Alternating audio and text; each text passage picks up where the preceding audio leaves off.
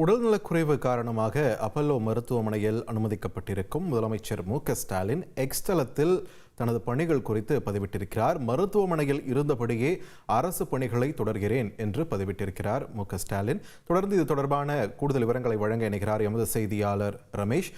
வணக்கம். முதலமைச்சர் மு.க.ஸ்டாலினின் எக்ஸ் தள பதிவு சொல்லும் விஷயங்கள் என்னென்ன, விரிவா பதிவு பண்ணுங்க.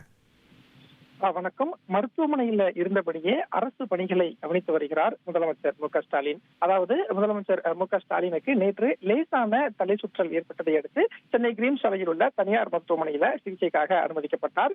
மருத்துவர்கள் அவருக்கு பல்வேறு சோதனைகளை மருத்துவ பரிசோதனைகளை மேற்கொண்டுட்டு வராங்க.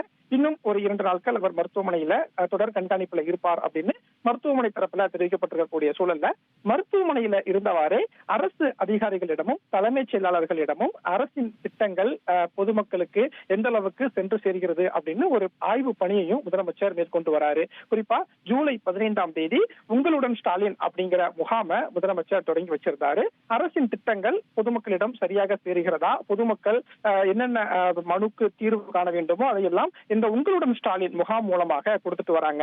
இப்போ வரைக்கும் ஒரு 5,74,000 மனுக்கள் வந்திருக்கக்கூடிய சூழல்ல இதுவரை இந்த மனுக்கள் மீது என்ன மாதிரியான நடவடிக்கைகள் எடுக்கப்பட்டிருக்கு அப்படின்னு தலைமைச் செயலாளருடன் முதலமைச்சர் மு.க.ஸ்டாலின் மருத்துவமனையில இருந்தவாறு ஒரு ஆய்வுக் கூட்டத்தை நடத்தியிருக்காரு.